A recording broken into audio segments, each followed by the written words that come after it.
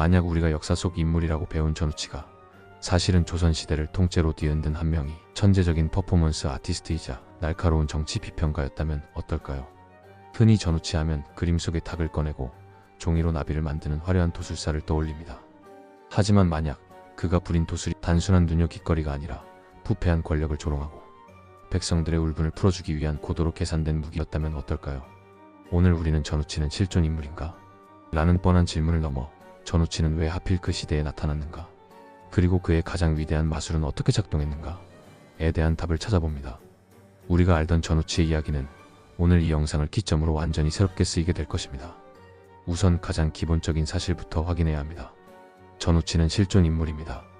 많은 분들이 허균의 홍길동전처럼 전우치전이라는 소설 때문에 그를 가상의 인물로 오해하지만 사실은 정반대입니다.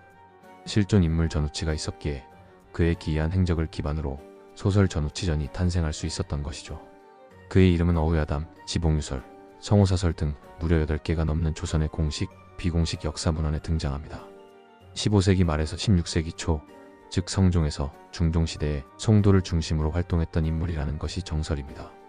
문헌 속 전우치의 모습은 크게 두 가지로 나뉩니다. 첫째, 환술사로서의 전우치입니다. 환술이란 지금의 마술, 즉 눈속임이나 재빠른 손놀림, 혹은 간단한 과학적 장치를 이용한 공연을 의미합니다. 그가 종이로 나비를 만들고 밧줄을 타고 하늘로 오르거나 병 속에 몸을 숨겼다는 기록들은 당시 유행했던 환이라는 무대 공연의 레퍼토리로 설명이 가능합니다. 하지만 그를 단순한 마술사로 치부하기엔 너무도 기이한 기록들이 존재합니다. 이것이 바로 둘째, 도사로서의 전우치입니다. 조선의 실학자 이익은 성호사설에서 전우치가 죽은 뒤에도 다시 나타나 멀쩡히 돌아다니며 사람들에게 책을 빌려갔다는 기록을 남겼습니다. 홍만종이라는 학자는 아예 그를 신선이 되는 법을 닦은 도사라고 평가했죠. 한낱 마술사의 이야기가 어째서 당대 최고의 지식인들의 문헌에 죽음을 초월한 신선처럼 기록된 것일까요? 이 미스터리를 풀기 위해 우리는 전우치가 살았던 시대로 시간여행을 떠나야 합니다. 전우치가 활동했던 16세기 초, 조선은 역사상 가장 혼란스러운 시기 중 하나였습니다. 바로 중종의 시대입니다. 중종은 반정으로 왕위에 오른 인물입니다. 이 때문에 그는 왕권이 극도로 취약했고 공신들의 등살에 시달려야 했습니다. 이 구체제를 개혁하기 위해 중종이 등용한 인물이 바로 급진개혁가 조광조였습니다. 하지만 조광조의 개혁은 너무나 급진적이었습니다. 훈구파라 불리던 기득권 세력은 엄청난 반발을 시작했고 결국 역사상 가장 치졸한 정치 공작을 꾸며냅니다. 그들은 나뭇잎에 꿀로 주초위왕이라는 글자를 썼습니다. 벌레들이 꿀을 갉아먹자 나뭇잎에는 주초위왕이라는 글자만 남게 되었죠. 주와 초를 합치면 조가 됩니다. 즉 조씨가 왕이 되려 한다는 끔찍한 모함이었습니다. 이 사건으로 조광조를 비롯한 수많은 신진살림 세력이 하루아침에 숙청당합니다. 이것이 바로 기묘사화입니다. 기묘사화 이후 조선의 정치는 완전히 망가졌습니다. 개혁은 실패했고 훈구파 기득권 세력은 탐욕을 채우기 바빴습니다. 탐관오리라는 단어는 이 시대를 상징하는 말이 되었죠. 백성들의 삶은 도탄에 빠졌습니다. 그런데 바로 이때 전우치가 등장합니다. 문헌 속 전우치는 이상하게도 일반 백성들은 절대로 괴롭히지 않습니다. 그의 도술은 언제나 단 한 부류의 인간들, 즉 부패한 양반과 탐관오리를 향했습니다. 그는 탐관오리의 잔치집에 나타나 음식을 전부 사라지게 만들고 백성들의 고열을 짜낸 재물을 훔쳐 가난한 이들에게 나눠주었습니다. 심지어 임금의 면전에 나타나 황금 들보를 바치라고 요구하며 왕의 권위를 조롱하기까지 합니다. 이제 보이십니까? 전우치의 도술은 단순한 쇼가 아니었습니다. 그것은 저항이었습니다.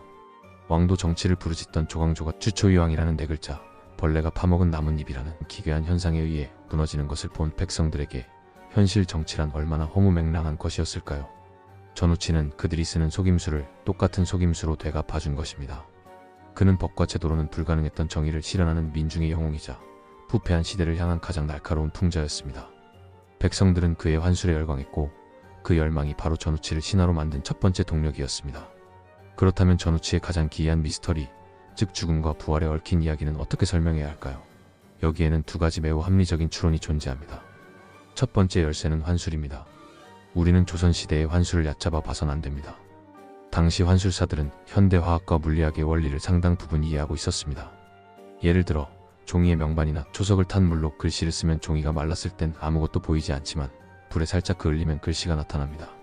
종이 나비를 불에 태우면 재가 날아가는 것이 아니라 화학 반응으로 인해 마치 나비가 날아가는 듯한 형상을 만들 수도 있었죠. 전우치가 병 속에 들어갔다는 이 포무라는 환술은 사실 두 개의 항아리를 땅 밑으로 연결해 두고 한쪽으로 들어가 다른 쪽으로 나오는 트릭이었습니다. 스스로 목숨을 끊는 척하는 것은 현대 마술사들도 자주 사용하는 고전적인 탈출 마술의 영역입니다. 전우치는 아마도 가사 상태를 유도하는 약초나 호흡법에 능통했거나 자신을 체포하려던 관리들과 박가문 모두를 속일 수 있는 정교한 무대 장치를 준비했을 것입니다. 그는 당대 최고의 일루셔니스트였던 셈입니다. 하지만 이것만으로는 부족합니다. 왜 하필 죽음을 이용한 트릭이었을까요? 그리고 왜 사람들은 그가 부활했다고 믿었을까요? 두 번째 열쇠는 바로 당시 민간에 널리 퍼져 있던 도교의 신선 사상입니다. 도교 수행자들, 즉 도사들의 최종 목표는 신선이 되어 영원히 사는 것이었습니다. 그런데 이 신선이 되는 방법 중 아주 흥미로운 개념이 있습니다. 바로 시해입니다. 시해란 시체를 버리고 신선이 된다는 뜻입니다. 도교의 고수들은 수행이 일정 경지에 이르면 속세의 연을 끊기 위해 일부러 죽음을 가장합니다. 제자나 가족들이 관을 열어보면 그 안에는 시신 대신 지팡이나 칼 한 자루만 남아있고 본인은 이미 신선이 되어 어딘가에서 살아가고 있다는 것이죠. 전우치의 빈관 이야기, 그리고 박가문 앞에 2년 만에 다시 나타난 이야기는 이 시의 개념과 정확히 일치합니다. 이제 모든 퍼즐이 맞춰졌습니다. 전우치는 기묘사화라는 피비린내 나는 정치판의 환멸을 느낀, 혹은 그 과정에서 쫓기게 된 지식인이었을 것입니다. 그는 자신이 갈고 닦은 환수를 이용해 탐과 놀이들을 혼내주며 백성들의 지지를 얻었습니다. 그리고 마침내 조정의 체포망이 좁혀오자 그는 자신의 일생일대 마지막 공연을 기획합니다. 바로 죽음입니다. 그는 환수를 이용해 스스로 죽음을 연출했습니다. 그리고 이 연출된 죽음을 당시 사람들이 이미 잘 알고 있던 도교의 시의 개념 위에 완벽하게 포개어 놓았습니다. 결과는 대성공이었습니다. 조정은 전우치가 죽었으니 더 이상 그를 쫓지 않았고 백성들은 그가 죽음을 이기고 신선이 되었다고 믿으며 그를 영원한 전설로 만들었습니다. 그는 자신의 환수를 도술로 승격시켰고 자신은 범죄자에서 도사로 완벽하게 신분 세탁에 성공한 것입니다. 오늘 우리가 만난 전우치는 단순히 신기한 마술을 부리던 기인이 아니었습니다. 그는 자신이 가진 가장 뛰어난 기술인 환수를 가장 절망적인 시대의 정의를 구현하는 무기로 사용했던 천재적인 전략가였습니다. 그는 부패한 권력자들에게는 공포를, 억압받는 백성들에게는 통쾌한 카타르시스와 희망을 선물했습니다. 전우치의 가장 위대한 도술은 사람의 눈을 속인 것이 아니라 사람들의 마음을 훔치고 그들에게 희망의 환상을 심어준 것이었습니다. 이제 전우치라는 이름을 들으면 여러분은 무엇을 떠올리게 될까요?